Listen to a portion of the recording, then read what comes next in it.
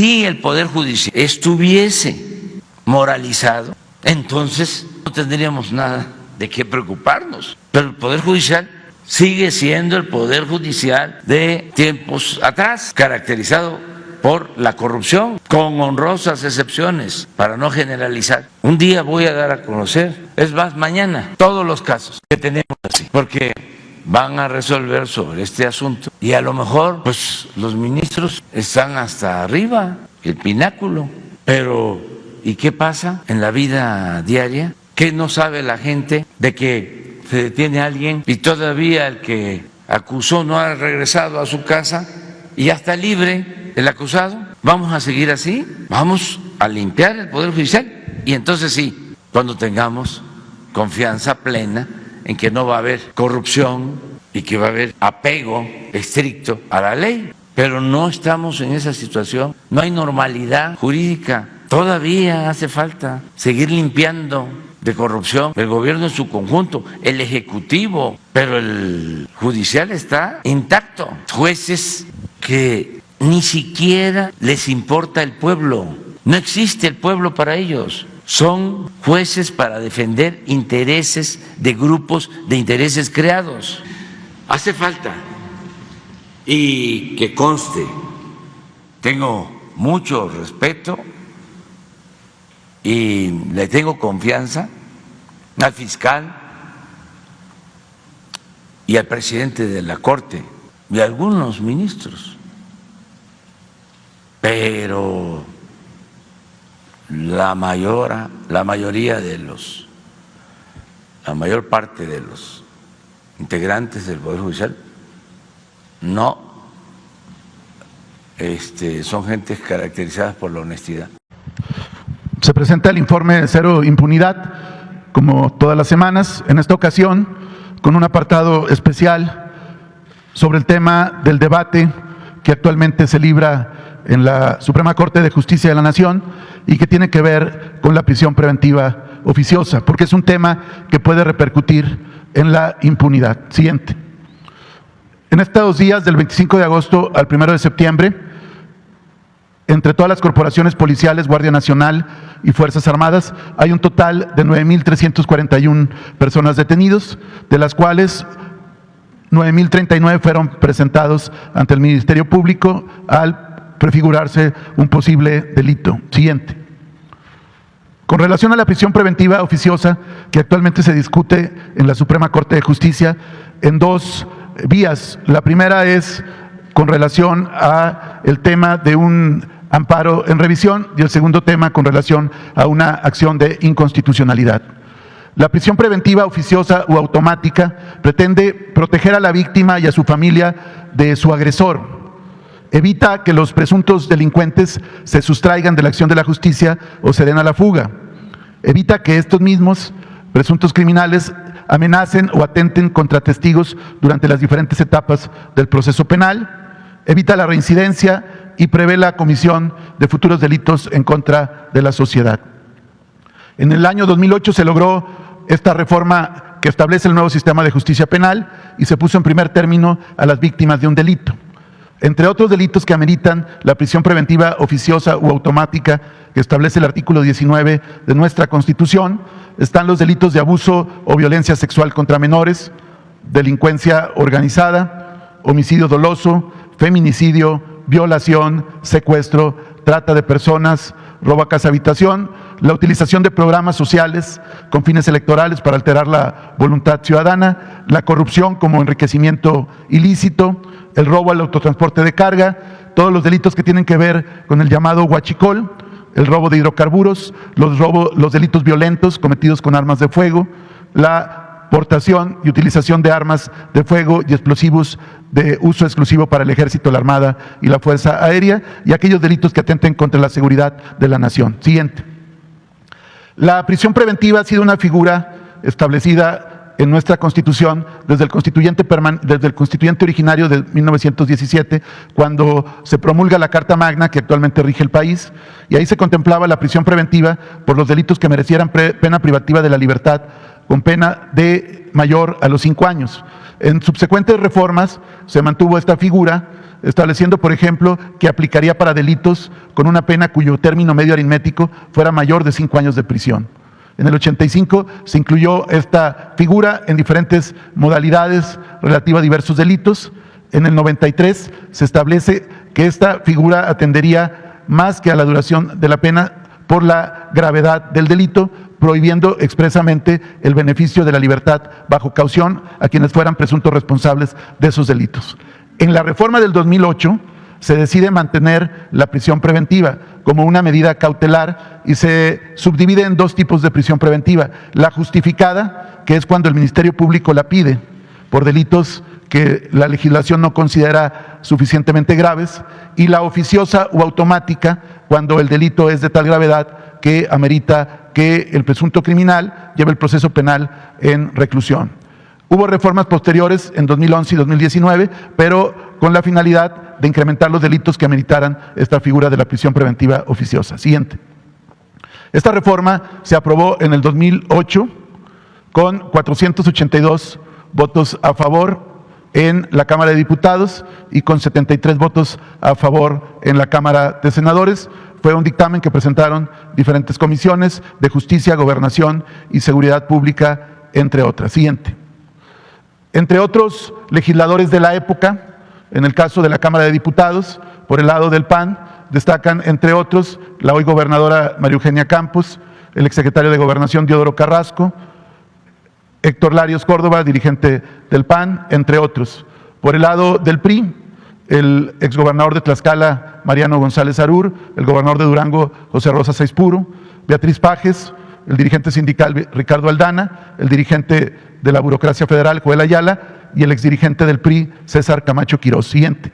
En la Cámara de Senadores, por el PAN, Marco Cortés, Santiago Krill Miranda, actual presidente de la mesa directiva de la Cámara de Diputados, Gustavo Madero, exdirigente nacional, y el exgobernador Guillermo Padres, que ha enfrentado diferentes cargos con la justicia. En el caso del PRI, Manlio Fabio Beltrones, el exsecretario de Energía Pedro Joaquín Caldwell, el excandidato presidencial Francisco Labastida Ochoa, Jesús Murillo Caram, ex procurador, y el actual dirigente Alejandro Moreno Cárdenas. Siguiente.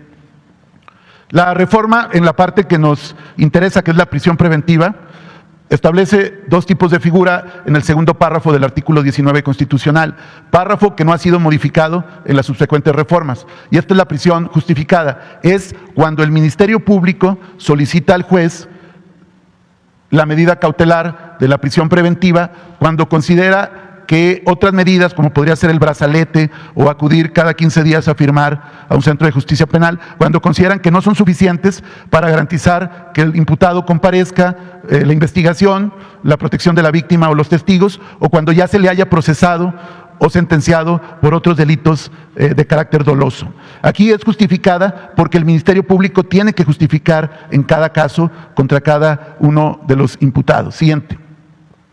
Esta es la prisión oficiosa, es decir, cuando hay delitos de tal gravedad, ya no queda al arbitrio del juez ver si corresponde o no fijar esta prisión, sino que de manera oficiosa o automática, es decir, una vez que es vinculado a proceso penal un posible responsable, de manera inmediata la medida cautelar, sin que quede al arbitrio del juez, es la prisión preventiva, y es en diferentes delitos que ya enumeramos: delitos graves del orden común, delitos de delincuencia organizada o delitos de cuello blanco.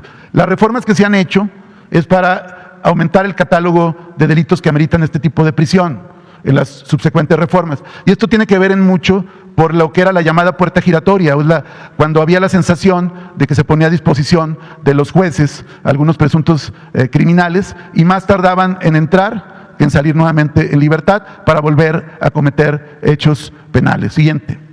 Es esta situación. La prisión preventiva pretende evitar la llamada puerta giratoria, donde el presunto criminal sale en libertad, supuestamente vinculado a un proceso penal, pero finalmente en la libertad de seguir cometiendo ilícitos, y vuelve a delinquir, generando un impacto en la sociedad y una enorme sensación de impunidad. Siguiente.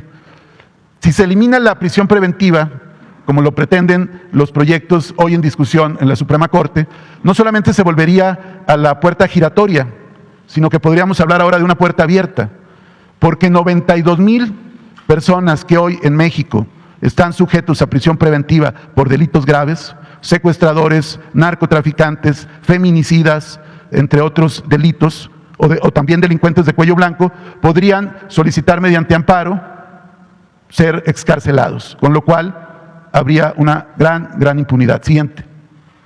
Esto es por el lado de lo que corresponde en sí mismo a la figura de la prisión preventiva.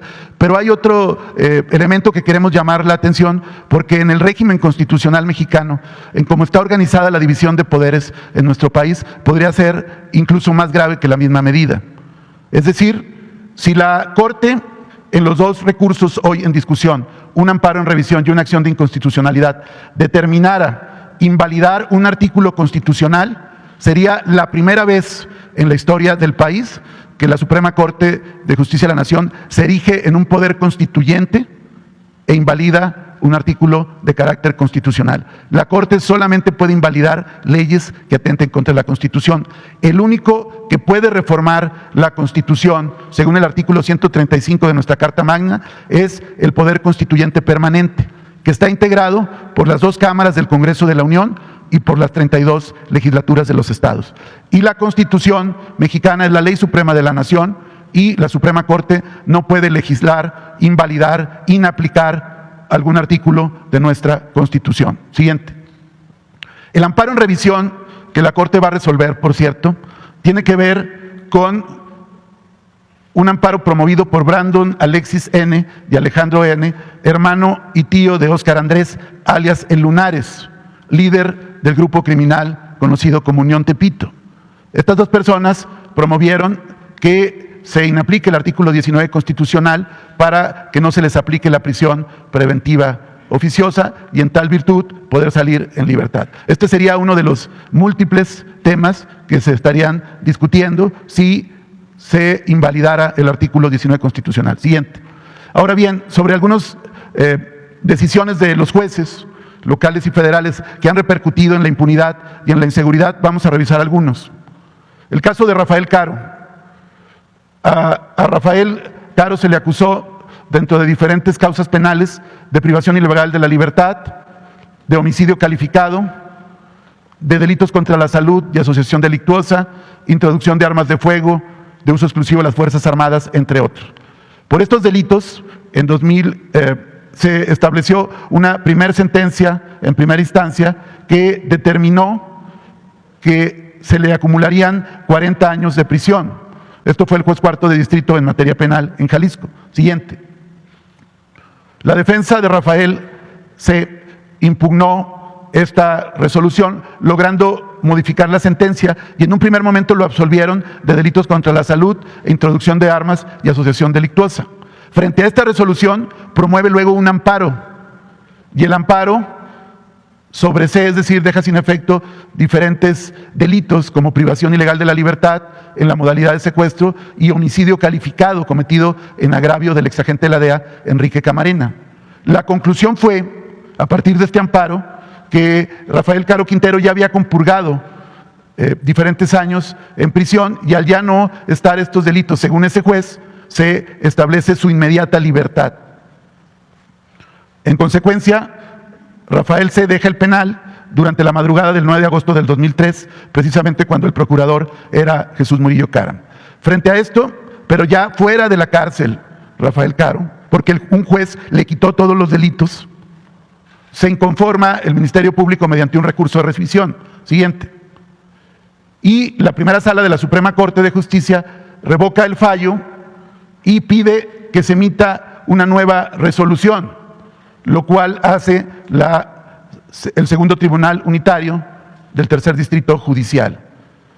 Se revisa nuevamente y se le impone una pena de 73 años.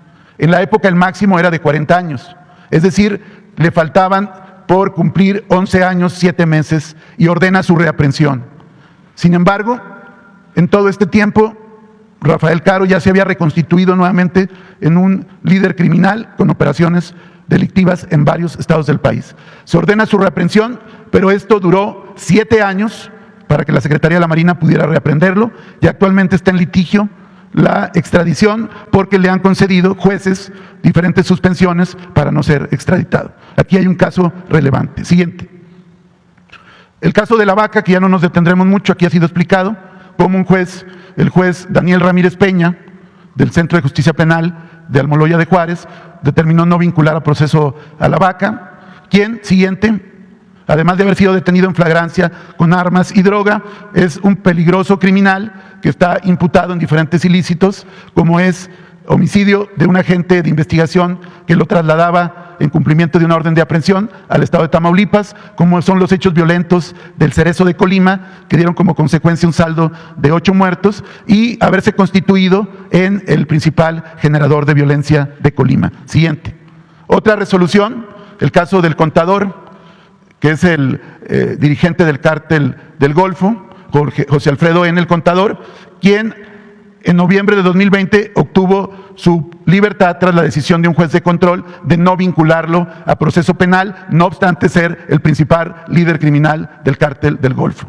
Finalmente, en febrero de este año, se logró detenerlo nuevamente aquí en la Ciudad de México y está nuevamente vinculado a proceso penal. Aquí es evidente, como lo decíamos con el tema de la prisión preventiva, la reincidencia. Es decir, cuando hay algún beneficio procesal o una no vinculación, este tipo de personas vuelve a seguir cometiendo los actos criminales. Siguiente.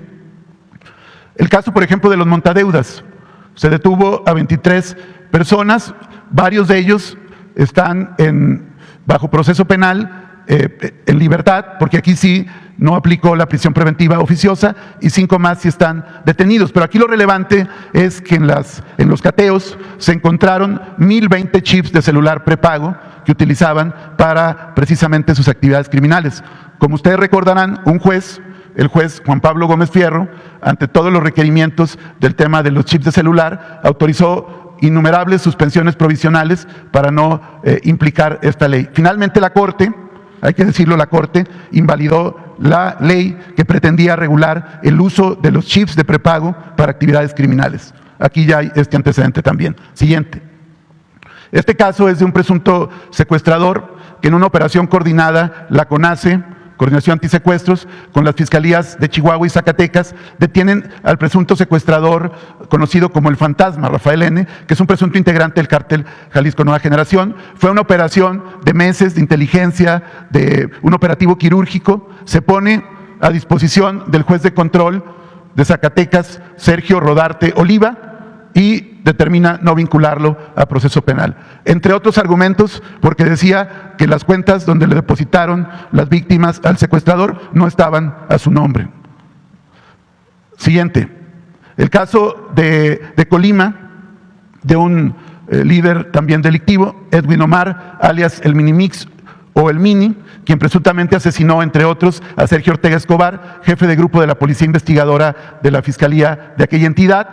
Él fue detenido y el juez desacreditó todos los testimonios de testigo y finalmente salió en libertad este sujeto que sigue delinquiendo y sigue siendo un objetivo prioritario. Siguiente. También el mismo juez Carlos Gallegos Arellano de Colima también determinó la libertad de Jorge N. alias El Mesta, debido a que consideró que no estaba en condiciones para enfrentar una audiencia por una lesión en la mandíbula, cuando realmente estaba estable y podría haber comparecido. Siguiente. Diferentes casos de este juez, Marco Antonio Ordorica, del Juzgado Segundo de la Penal del Distrito de Bravos en Chilpancingo. Él ha exonerado en diferentes procesos a presuntos secuestradores. Luego, después, el Tribunal Superior revierte la sentencia, pide la recaptura, en virtud de que efectivamente sí estaban involucrados en secuestros, pero estos individuos ya estaban muy fuera del brazo de la justicia y siguen cometiendo secuestros. Siguiente.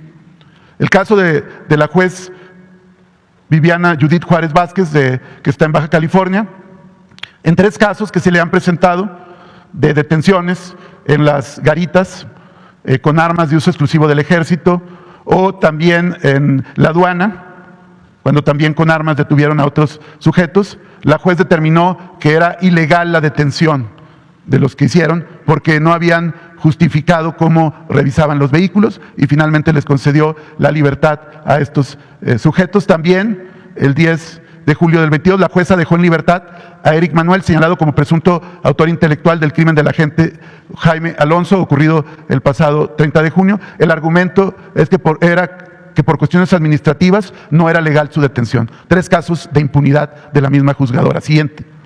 Este caso de un feminicida serial que se le atribuyen el asesinato de al menos 5 mujeres, a quienes secuestraba, violaba y asesinaba, mujeres mayores y menores de edad. Un juez local, en 2016, dictó auto de libertad debido a que había encontrado inconsistencias. No obstante, que el feminicida había señalado incluso el lugar donde enterraba a las víctimas. Sin embargo, la madre de una de las víctimas logró un amparo, se reabre el caso y actualmente continúa en un penal de alta seguridad. Siguiente. Otro caso también de un juez de control del estado de Tlaxcala, Daniel Hernández George, que determinó no vincular a proceso a 3 personas involucradas en un grupo de secuestradores conocido como los Lucios.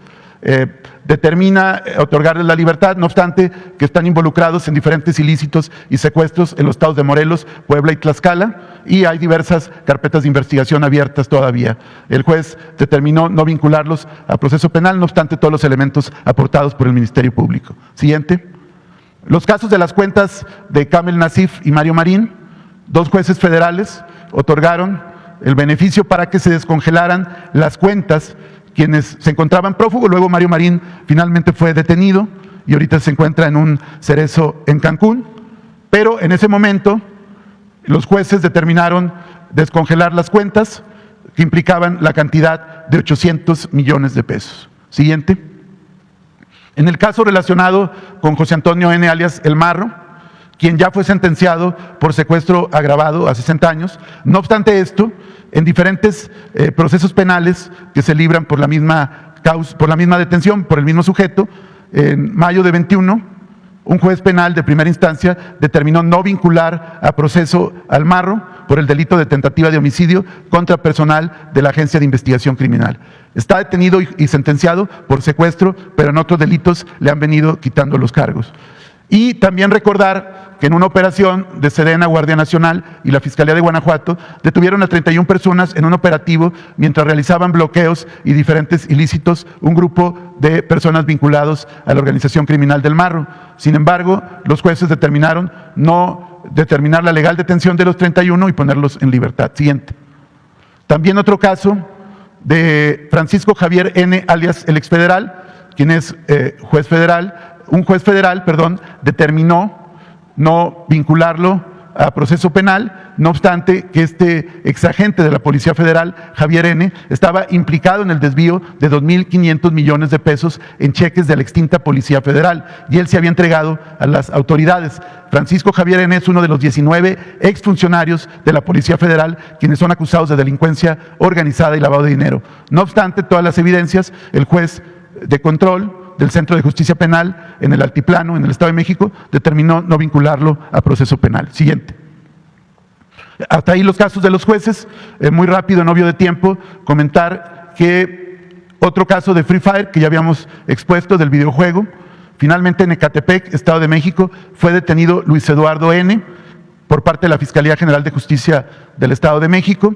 Se logró la detención de Luis Eduardo, de 19 años, quien es investigado por abuso sexual en agravio de una niña de 12 años, quien fue reportada como desaparecida, finalmente encontrada, pero no obstante sí sufrió esta agresión sexual, y esta niña fue contactada a partir del videojuego Free Fire, que aquí hemos expuesto otros casos. Siguiente.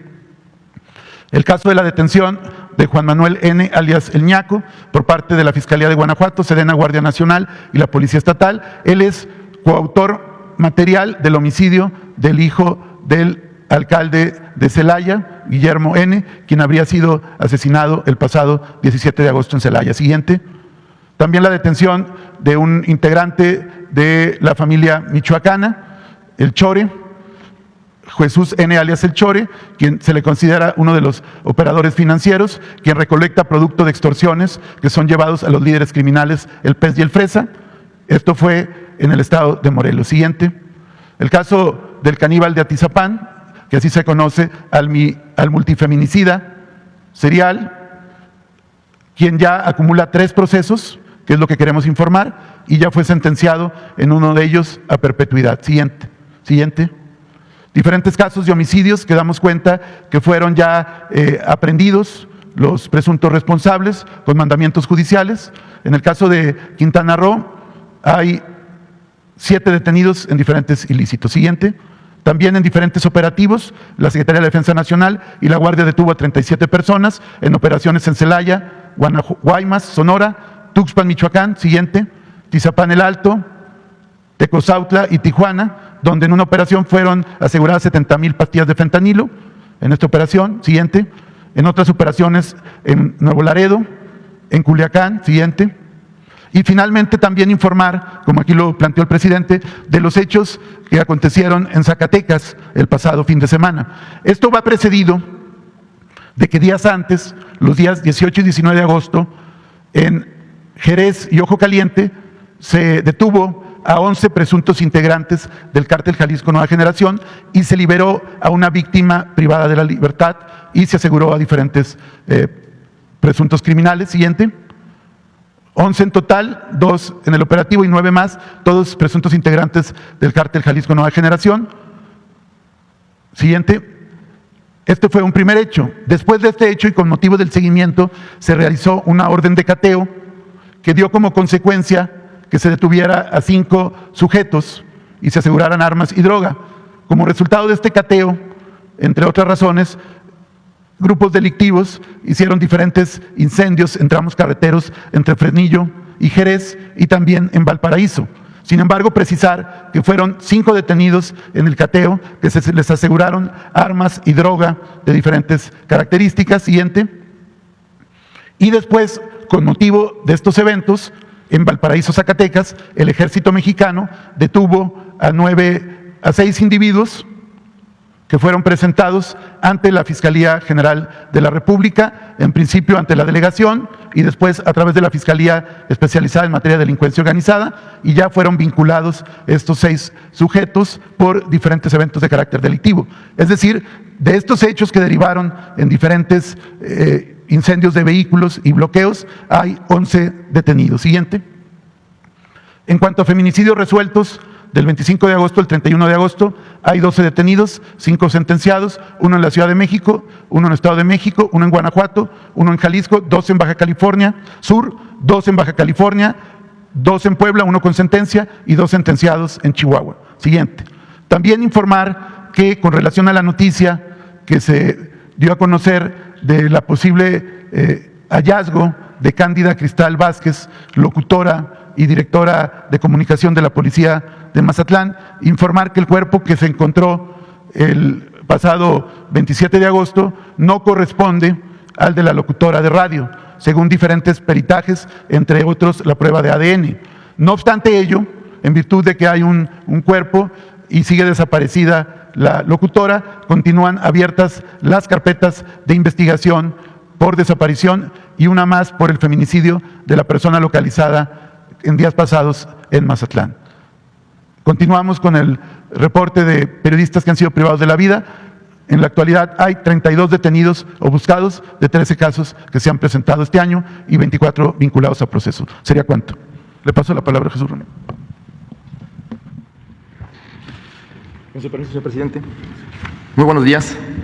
Sé que hay mucha información, pero el tema que vamos a exponer, que es el papel de los medios de comunicación, la postura en el debate sobre la prisión preventiva, tanto cuando se aprobó en 2008, bueno, entre 2007 y 2008, por un debate largo en la Cámara de Diputados y de Senadores, como actualmente en agosto, septiembre del 2022. En primer lugar, diremos que es la figura de la prisión preventiva, se incorporó a la Constitución en el 2008. En junio de 2008 se decretó a partir de la aprobación del Congreso de la Unión. Y lo importante, el primer dato importante es que el debate que hubo en 2007-2008 duró 7 meses, en el cual los medios de comunicación avalaron, digamos, la intención de la reforma legal apoyada por el PRI y por el PAN, y que pues produjo 2,170 notas en esa época, durante 7 meses. Y solo en un mes, ahora, hay más de 3,753 notas respecto a la prisión preventiva. Hay que decir que entonces el tema de la prisión preventiva no era un tema ni de los medios de comunicación, ni de los juristas, ni de las ONGs. Era el principal cuestionamiento a la reforma judicial, era el tema de los cateos y allanamientos sin orden judicial. No podemos, para entender el contexto en el que se da esta reforma, tendremos que recordar, sobre todo a los más jóvenes, que se dio en el contexto de la declaración de la guerra contra el narcotráfico que hizo el expresidente, entonces presidente Felipe Calderón. Una guerra que causó muchas muertes, violaciones a derechos humanos y, por supuesto, muchos allanamientos sin orden de juez y un sinfín de masacres que se dieron y que son del conocimiento público. También decir que entonces los medios de comunicación en su mayoría respaldaron esta guerra, esta violencia que se ejerció y que desató una espiral de crímenes y de violencia que aún todavía padecemos. Y decir que ahora la mayoría de los medios de comunicación pues, han cuestionado la figura de la prisión preventiva a partir del debate actual. También hay que contextualizar otro elemento que es importante recordar. En el 2007 se cumplían 10 años de la masacre de Acteal, donde 45 personas fueron asesinadas, indígenas tzotziltes, en la comunidad de Acteal, en Chenaló, Chiapas. Y entonces, 10 años después, inicia una campaña, el CIDE, Ana Laura Magaloni, jurista, encabezaba este grupo de juristas, en los medios de comunicación, la revista Nexos y, por supuesto, el periódico Reforma, el Universal, lanzaron una campaña por la liberación de los asesinos de Acteal, asesinos confesos y que las víctimas, los sobrevivientes, habían señalado como los victimarios. El pretexto de esta campaña, bueno, en esta campaña también participó, entre otros magistrados, José Ramón Cosío, que hoy ha litigado contra la figura de la prisión preventiva, entonces no dijo nada sobre la prisión preventiva cuando hubo este debate, y inició un juicio en la Comisión Interamericana de Derechos Humanos para defender a una persona que había sido, con esta figura, detenida sin sentencia durante 17 años. Pero entonces, y a lo largo de 14 años, nunca hizo ninguna crítica, como ningún medio de comunicación, como ningún jurista alegó que esta figura era ilegal, inconstitucional y violatoria de los derechos humanos. Esto es para contextualizar. Decir también que este grupo y esta campaña en el 2007, en diciembre de 2007, cuando inicia la discusión en el Congreso, pues lograron la liberación de los asesinos de Acteal, como con los mismos argumentos con los que se liberó a más de 70 responsables de la desaparición de 43 estudiantes de Ayotzinapa. Llama la atención que son los mismos argumentos, llama la atención que dejaron de lado a las víctimas. Se anuló, en el caso de Acteal, el testimonio de las víctimas. Nadie se preocupó por las víctimas, ni la Suprema Corte, ni la revista Nexos, ni el magistrado José Ramón Cosío o el CIDE. Lo presentaron como un logro de la justicia haber liberado a estas personas por las violaciones al debido proceso. Este es el contexto en el que se da la aprobación de la reforma judicial que legaliza la guerra contra el narcotráfico iniciada por Felipe Calderón.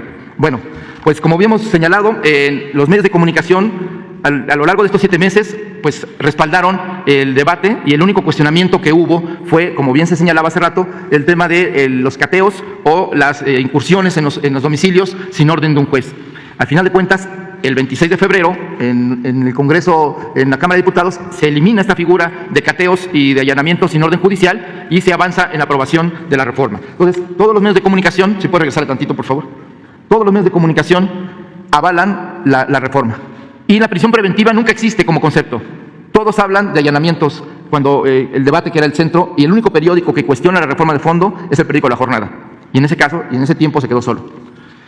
Adelante, por favor. Y aquí, bueno, algunos detalles de alguna denuncia de que algunos senadores estaban en estado inconveniente cuando aprobaron la reforma, por favor.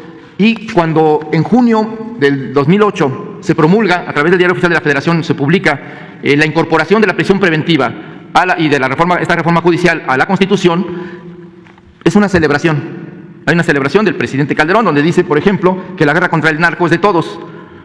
Ahí lo dejamos para la reflexión de la historia y de las consecuencias que hoy seguimos pagando de esta guerra.